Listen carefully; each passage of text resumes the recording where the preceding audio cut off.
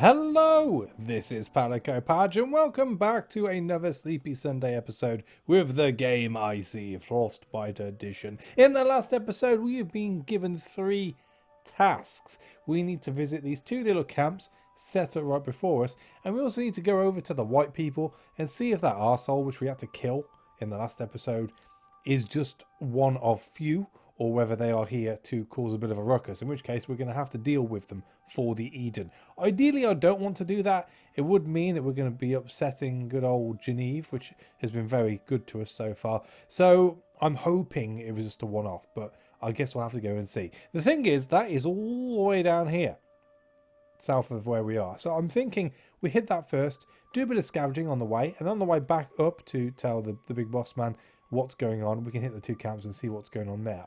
However, I think if we were to click on this question mark here to pass through it, we're going to have to do it. So let's just see what happens as far as that's concerned. Here comes the first one. Morgan. No, we can pass through it. Right, we'll come back. Or not. You hear some people arguing. Tanya's voice is easy to hear above the others. Enough of this. You always blame the boss for everything, but what have you ever done for us? Calm down. I was just saying that we could manage some things differently. When I led my family, people worked hard to ensure the group's survival. But you aren't the leader anymore. I'm sorry about what happened to your people, but right now there's something else leading us. Someone that's brought us this far. And I can't even express my opinion? What is wrong with you people? I travelled a lot and I'm far more experienced than all of you. Oh, teeth in, Padge. Come on, Tanya, calm down. TJ seems ashamed of Tanya's behaviour. Yeah, you ain't going to solve anything with that annoying attitude. How dare you say that? We've welcomed you to our family and you immediately start questioning my authority. Complain as much as you like, I'm in charge here and things won't be changing. What's the problem? You're arrogant. Do you ever think that maybe your solutions are not the best? I don't care about your complaints. Keep walking. We have no time to lose. Let's hear her out. Let's see what the problem is and then we'll take it from there. Then we can tell her she's arrogant. The problem is that you never listen to us. You always decide for everyone and you're not always right. If you have a problem, grow a pair and come talk to me directly. I'll try to listen more to your advice if that's what you want. I always listen to everyone's advice. It's just that maybe yours is not always that useful. I'm sorry, but it's not as you say. It's just that sometimes I have a different opinion. I'm in charge and I'm the one who decides for the whole family. In other words, even if you disagree, you'll do as I say. You know what?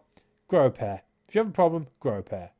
That's what I'm doing, and that's what I'll always do. If you don't start considering us a little more, things will start going south.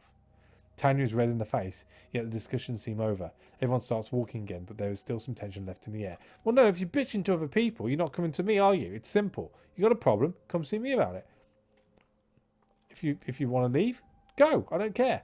I really don't mind. I really don't mind. Oh, lovely. We'll take both of those. You spot an isolated house in the distance. Perhaps there's still something useful inside. I mean, TJ's not on her side about this. So if she wants to go off and do her own thing and TJ wants to stay, I'm fine with that. And that's where I'm going to leave it. We don't hold grudges here. The path ahead is blocked by a large pile of rubble. You don't see any way through it. Oh, we got a shovel. Let's use it. Oh, more bullets. Along with a hunting bow and an improved survivor bow. It's alright. I mean, we'll take it all anyway. 150 out of 150. Uh-oh. As my son would say. Uh-oh. Right, so what we're going to do. How much rope do we have right now? 3. There's no need for that. Torches, 2. We could make another torch. What else can we have? Lockpicks. We've only got 1 lockpick. Ooh, okay. We'll have 1 of those. And 1 of those. What else have we got? Don't need spears. Grappling hooks, we've got 2. If we make another, then we can make another rope. Cool. We don't need any of those. We have a hunting rifle. We have a hunting rifle. We also have a sniper rifle. You know what? Let's combine and contrast. We don't have any silencers. Can't make any of those. I think we're done. I mean, we can make some more Craftman's kits. They're just a component to other things which we don't need, though.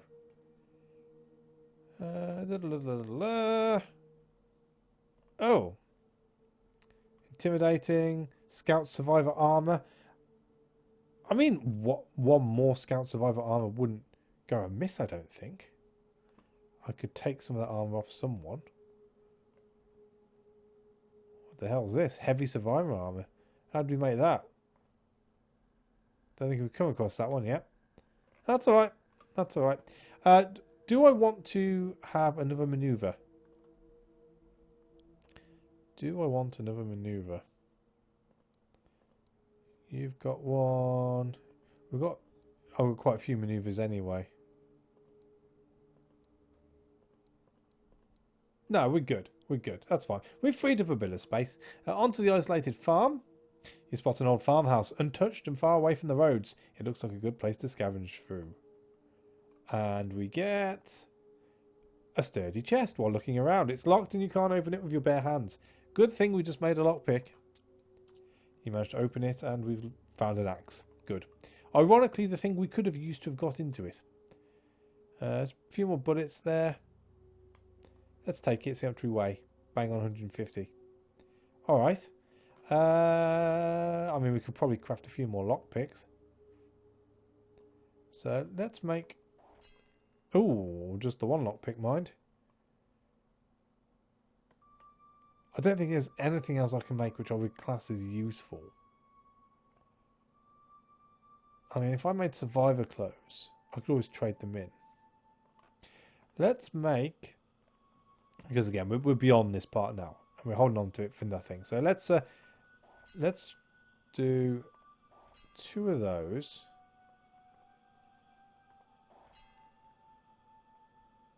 And 2 of those. Can we trade that, make that into anything else? I mean, I presume these are worth more. Oh, they're actually not. So it's not really worth making them any more sophisticated. Which is a shame. Okay. Well, I can make a few more.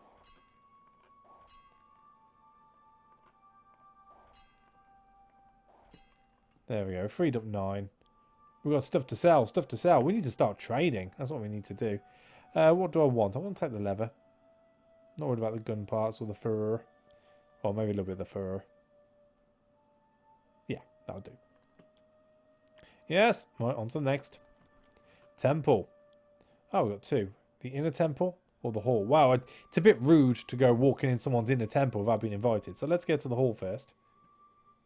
You enter a big underground hall with plenty of paintings hanging on the walls. There are a few people here. The locals must treat this as a sort of inn. Alright, well, we're going to talk to the hall master, I guess. A middle-aged tattooed man greets you with a nod. Hello, traveller. What can I do for you?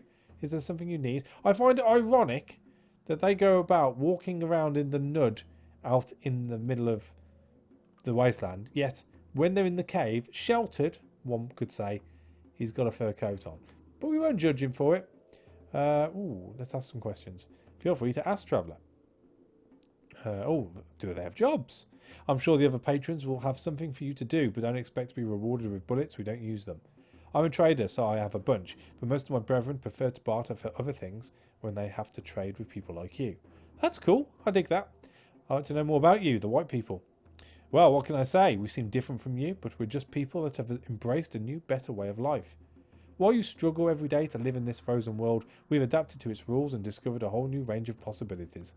If you want to know more about our ways and our philosophy, you should talk to the White Master. She's the wisest amongst us. Well, what about you? I'm the Hall Master. I take care of this place and all our supplies. The temple needs to be able to offer shelter to our brothers and sisters at all times. I also trade with strangers passing by like you. I left all the walking and wandering around behind me, and sometimes I miss it, but someone has to keep this place together. Well, what about this hall? This is our main hall. It's a place where all our brothers and sisters can find food, heat and shelter. It's a place where stories are told and truths are learned. The paintings on the walls don't only give light to this room, but also tell the story of our people, so that the young ones can learn the wisdom of our elders. And what about the people here? That group over there is one of our hunting parties. They constantly provide us with food and fur and keep the temple supplied. Those 2 girls are here to protect the temple. They are the guardians of our most sacred place. But when there's no danger around, it's easy to find them here relaxing. The man sitting alone has quite the sad story to tell, but if you want to know it, you should ask him about it yourself. I don't want to disrespect him by gossiping with strangers. Fair enough. Fair enough. Well, let's see what you got to trade then, friend. Oh, of course you've got schematics. That makes sense. Right, so, Survivor Spear, Elite Survivor Bow. Ooh. I'm guessing because you are naked people, you don't value this too much. So, hunting bow we're going to improve, survival bow we're going to keep. You can have the spears. You can have the knives. What do you like? You don't like guns. Oh, you don't mind sniper rifles. About gold. Gold! You can have the survivor clothes. The book they don't fancy too much. Handmade rifle they can have. Handmade gun they can have. They can have 2 axes. And those axes, we're keeping those. We're going to keep the assault rifle. You can have a bit of wood. Sewing kits can come down a bit. Scopes can definitely come down. Oh, too many scopes away. Have one of those. Bit of leather. Right, 186. Now, what were we going to try and get off them? The Elite Survivor Bow, which is 200. I mean, we've got plenty of bullets. Do we want their food as well? I mean, I suppose we shouldn't pass up a good meal. That'll do. Right, so. Elite Survivor Bow. Show me the money. That's improved Survivor Bow. Elite Survivor Bow. And we can make 2 of them. We're going to do that, by Jove. Right, so. Take that off you. Give you one of them. Oh, no, it's me, isn't it? Yeah, it's you. I'm going to take that off you. Give you one of them. So how many more do I need? 1, 2, 3. 3. I need 3 more. So I need 2 more survivor kits.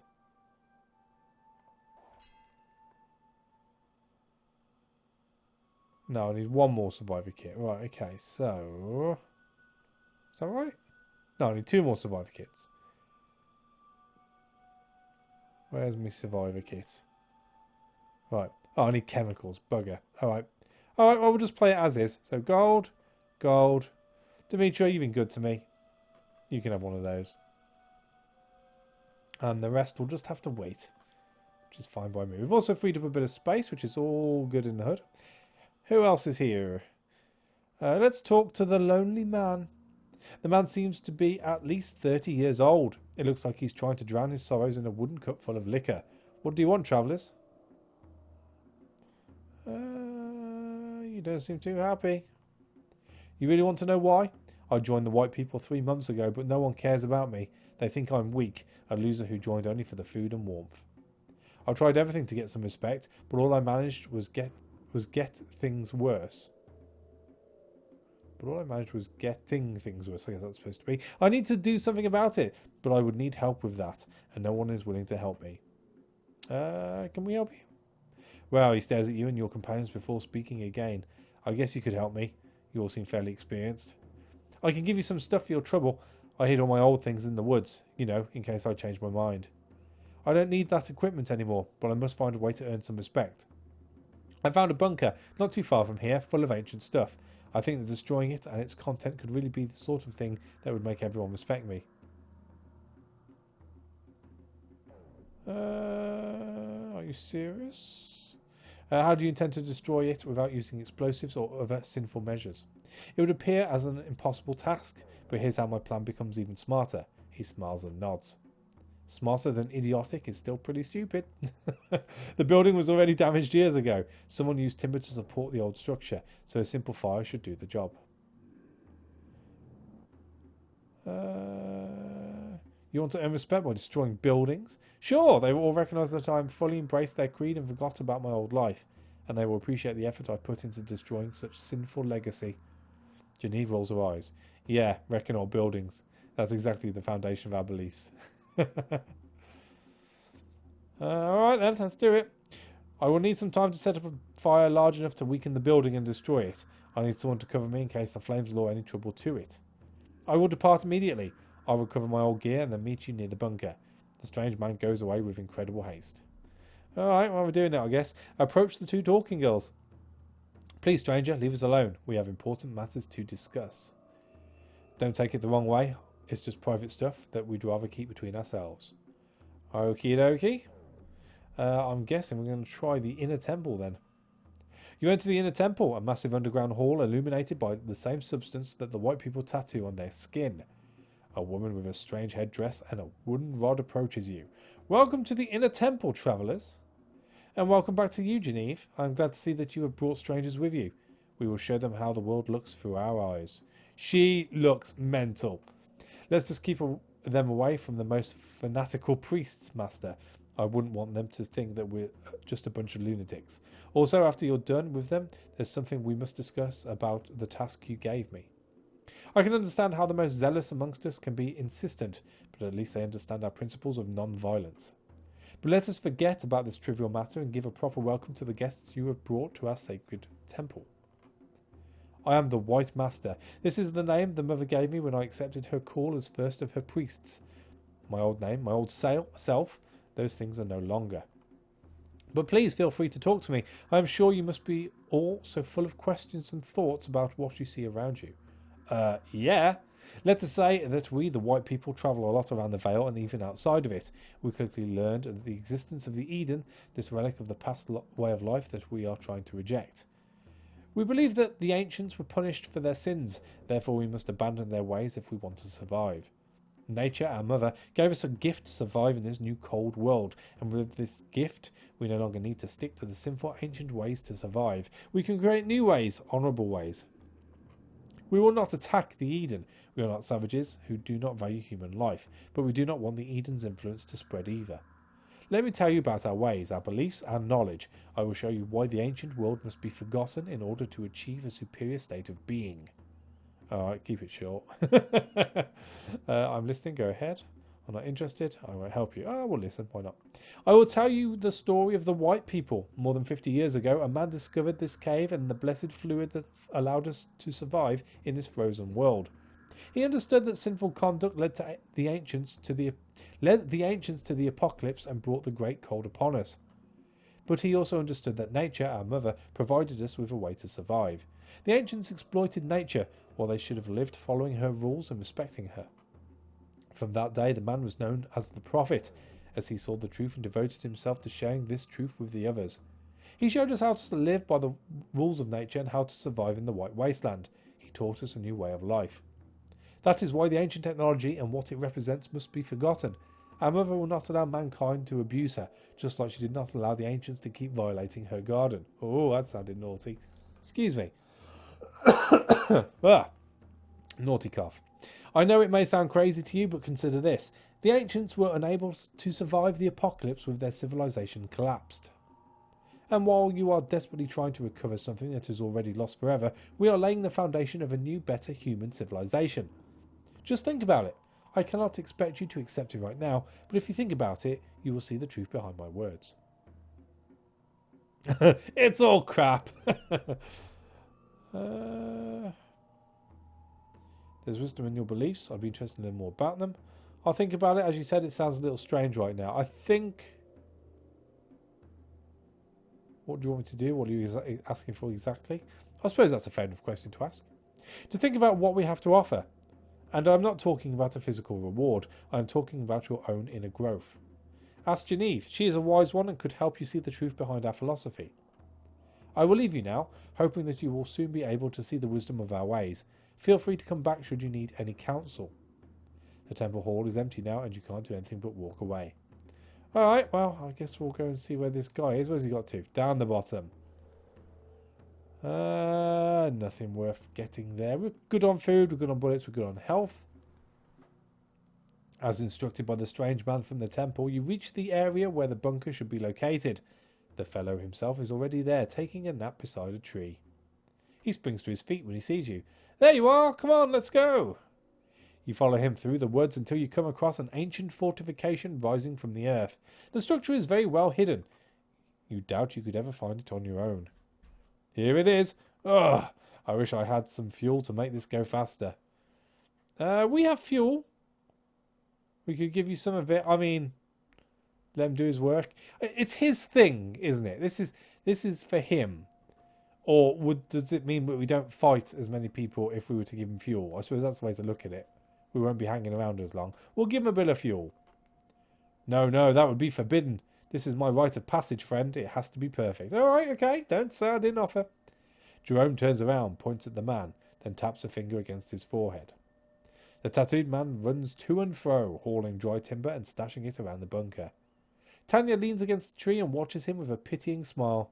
Yeah, I wonder how he intends to burn it all down without fuel. Smart plan, my ass. Then something stirs inside the structure, and the man's hatch opens shortly afterwards. You raise your weapons, expecting the worst, but what you see is a family of 3 survivors stepping outside. You having fun out here, boys and girls? Says the head of the family, pointing a double-barreled shotgun your way. The would-be arsonist looks fairly surprised to find people living here. You have to be shitting me. You didn't even bother checking if this place was inhabited? Well... Mom, who are these people? Says the daughter, coughing heavily as she does. Oh, that's not good. Keep quiet, Sue, and get behind me. With a rifle in her hand and a set of knives around her belt, the mother is no less serious than the father. There's no way in hell I'm letting you assholes drive us out of here. Now bugger off before someone gets hurt. He tightens his grip on the shotgun. That's what I call unexpected. Oh, Fang. Sure is. The guy's got a lot of grit to try and go up against all of us. I guess that's it for your plan, buddy. Let's get out of here and let's stop pestering these people. Can you count, old man? Lower that gun before we turn unpleasant. Hold on, this is a misunderstanding. We mean no harm. This guy's a bit of an idiot. I'll tell you what, let's even get on our side. I wouldn't mind looking after them if we can. So this is a misunderstanding. Yes, exactly. I had no idea people lived here. This changes everything. He turns to the family and spreads his arms. Look at yourselves, suffering a life of solitude and hunger out here in the wild. Great, now he's decided to become a prophet. The man either doesn't hear or pay attention to Jerome. When you could instead be a part of a community with everything in plenty. The man looks incredibly confused, and a little scared too. What is this crazy talk? Nothing crazy. I am one of the white people, and we offer a new comfortable life to anyone willing to join us. You could forget about the cold, the hunger. The mother raises an eyebrow. And why should we trust you? The man looks around nervously before answering. Because your daughter is terribly sick and will die soon if you stay here in the cold. She gnashes her teeth and raises the rifle. You son of a... A violent coughing fit shakes the girl. She can barely stand on her feet. She may even die very soon from the looks of it. Ah. April shakes her head. He's right, I'm afraid. She has all the signs of pneumonia. You have no reason to believe us. I'll just say that it's up to you, but I can tell something is very bad with your daughter. You can either stay here and wait for the inevitable or take the man up on his offer and save your child. Is that even a choice? You go ahead and do what you want. I don't care. I wouldn't trust him if I were you. These white people aren't exactly saints.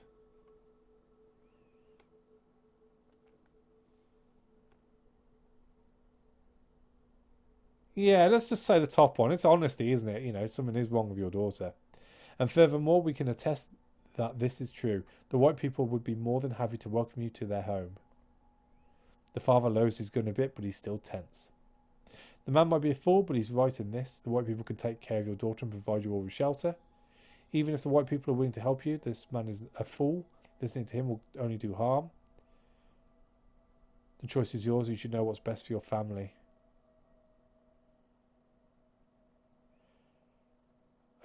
It's up to you at the end of the day. It's your family. You do what you think is right. You're saying this as if the choice was obvious. What the hell can you even know about making decisions for your family? More than you'd know. Death by cold, starvation, savage beasts, marauders.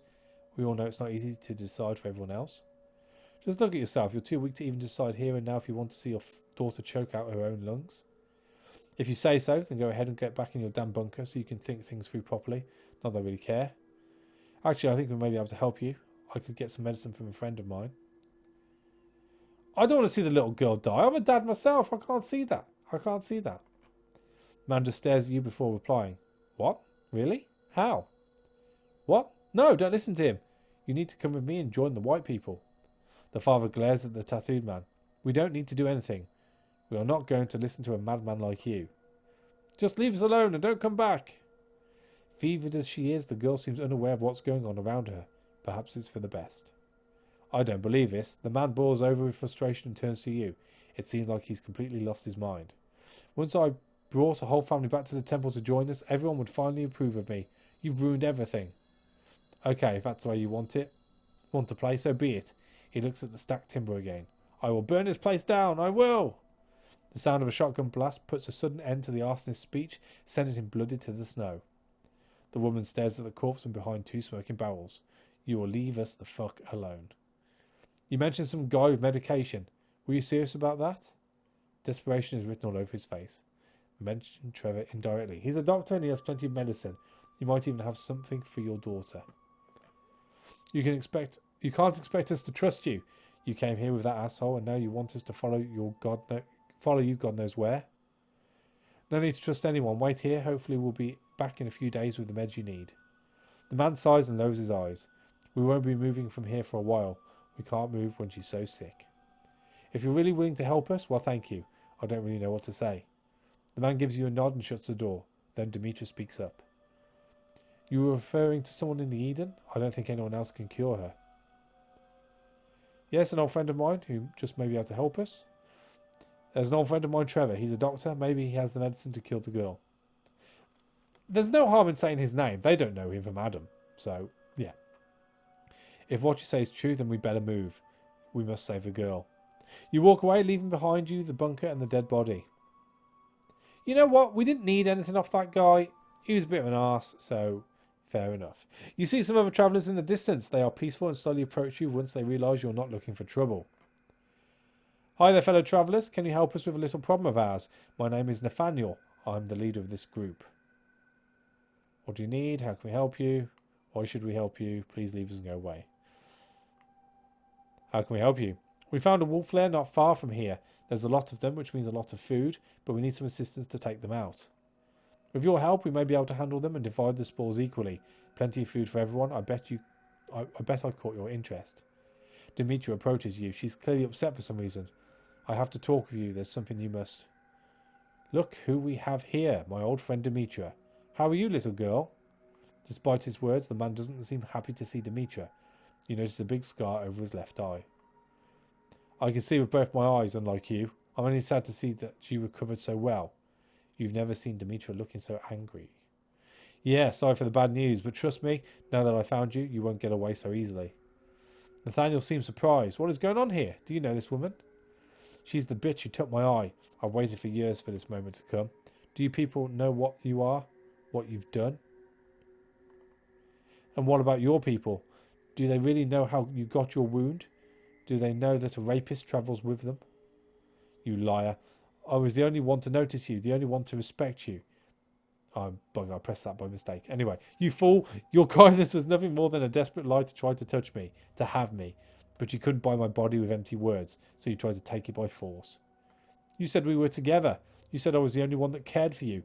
Did you forget all the things you said? You a lying crazy bitch. I was wrong. For the first time, someone didn't treat me like a beast, but I was fooled. You acted nice just to get into me. Nathaniel, you can't let this tramp get away with what she's done. I want justice. Calm down. We don't even know these people. I won't put everyone's life at risk just because you ask for it. Demtetra deserves justice. The man raped her and he's still walking on the mantle like nothing happened. He's a rapist, a louse. She had the right to defend herself because you had no right to violate her. Is it true, Demtetra? You never told us about this. I won't allow this man to go away unpunished after what he's done. He's a scum, But that's not worth a fight. The fact lies in the past and he's already been punished for it. No, she had the right to defend herself. She hasn't gone bad by us, so I'm not one to, disagree with what she's saying. I hate such people, always taking advantage over the ones that have no means to defend themselves, always taking by brute force. We shouldn't allow him to go unpunished. He lost an eye and he didn't learn his lesson. Maybe he needs to lose his life too. Tanya seems furious. He has been punished already. It's sad to see that he didn't learn anything, but his shallowness isn't a concern of ours. And what if he attacks someone else? If he hasn't changed, he's a threat to everyone else. Hey, calm down. You can't decide for us. He's part of my family. We will judge him. Fang laughs. Do you really think you can stop us? A bunch of people that can't even take on some wolves?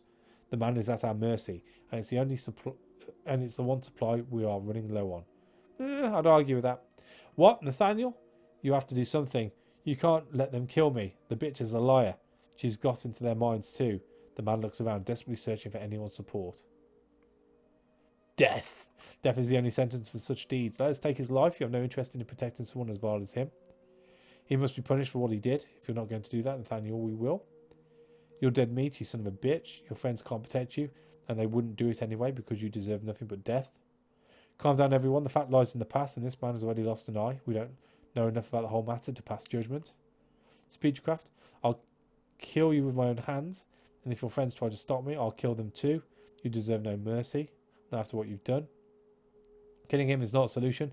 It's just perpetuating violence. He acted wrongly, and he was punished for it. The matter should be buried in the past. Yeah, let's go for the bottom one. You're travelling with a liar. She made my life miserable. I was barely able to recover from this. I suffered for months. I won't let her get away. You will, and if you try to do anything, you'll be on your own. Those people don't want to fight, and neither do we. No, I won't accept that. This man takes a knife out of his coat and starts running towards Demtetra. So we can attack him, melee, do nothing, or shoot him. We're going to shoot him. You miss the man, but Demtetra doesn't. She kicks him in the face and then in the stomach, making him fall to his knees. Demtetra steps closer and takes out her knife. Then she pulls the man's hair back and proceeds to blind him completely. The man screams in pain while blood gushes all over his face. You will live your last days as a blind, wounded man. You will be left alone in the White Wasteland, and this blood will soon lure all kinds of beasts. That's what you deserve for your stubbornness. That's what you deserve for your incapacity to learn anything from what happened years ago. Demtetra goes away while the man continues to scream on the ground. His companions turn and move out, leaving him behind. You do the same, and the man's screams slowly turn to an echo as you walk away. Demtetra is silent and refuses to talk with anyone. Oh, that was dark. What is it with ending these episodes on dark things to do with our family? I mean, I think that is the equivalent of street justice these days. We gave him the chance to just back off, leave it alone. He went at us. We tried to shoot him, didn't get there, but Demtetra caught him and gave him what was needed. I think that I can live with that. Hopefully no one's going to see that as a weakness on my behalf. We did what I thought was the right call, and we gave him the opportunity to just back off and walk away. He'd been punished in his own way, but as I said, Demtetra hasn't wronged us, so there's no need to take it any further, really. But hey ho, what a dark end to this episode. Thank you for watching. As always, a like is appreciated, and I'll catch you on the next one. Take it easy.